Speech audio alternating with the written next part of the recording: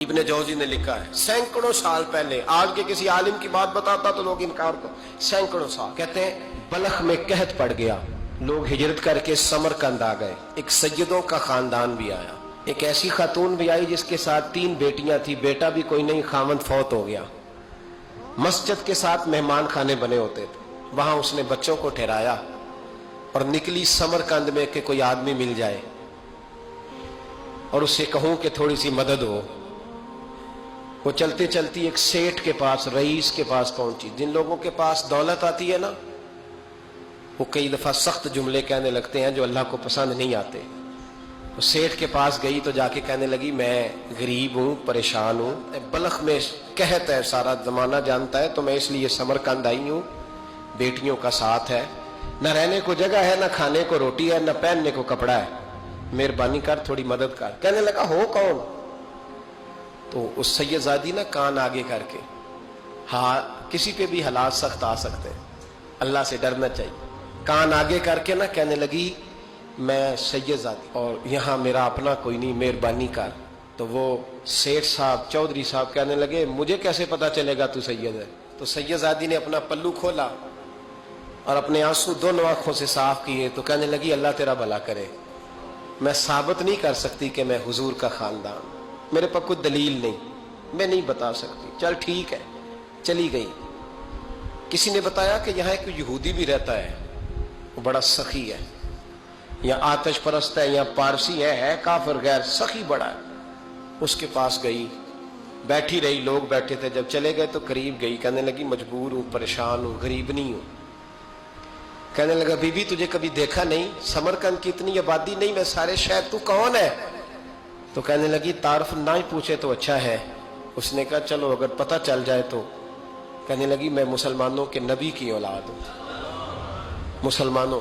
اس نے کہا پیغمبر خدا کی اولاد؟ اٹھ کے کھڑا ہو گیا، بی بی کو ساتھ لیا، گھر گیا، کہنے لگا جو صاف ستھرا کمرہ ہے نا اسے پھر دھو ڈالو، ایک دفعہ پھر دھو ڈالو۔ کمرہ دھلایا، صاف کرایا، پھر کہنے لگا بی بی میرے برتن زیادہ صاف ستھرے نہیں، میں نئے نہ خرید کے لا دوں۔ پھر نئے برتن لایا، پھر اپنے بچوں سے کہنے لگا اونچا نہ بھولنا کہ سیدہ فاطمہ کی شہزادیاں آئی ہیں، یہاں کوئی شخص اونچی بات نہ کرے۔ پھر کہنے لگا بی بی جو میرا بالکل طیب اور حلال رزق ہے نا، یہ اس میں سے لنگر ہے، لیکن چونکہ میں غیر مسلم ہوں، مجھے سلیقے نہیں آتے، جیسا تیسا بھی ہو نا اسے قبول کر لینا۔ خاتون کو کہنے لگا یہ گھر ہے، جب تک جی چاہے یہاں رہنا، اور دیکھنا ہو سکے تو رات اپنے نبی سے سفارش کرنا، میرا بھی کوئی مسئلہ، میری بھی کوئی قبولیت کہیں ہو جائے۔ وہ مسلمان کہلانے والا رات کو سویا، کہتے جنت سجی ہوئی ہے، لوگ جنت میں جا رہے ہیں،